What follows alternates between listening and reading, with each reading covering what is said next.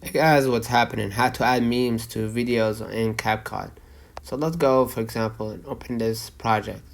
Right now what I'm gonna do, I'm gonna just go ahead and select the part that I want to add the meme, and then hit the overlay at the bottom middle, and then click add overlay. Okay, and then add your meme.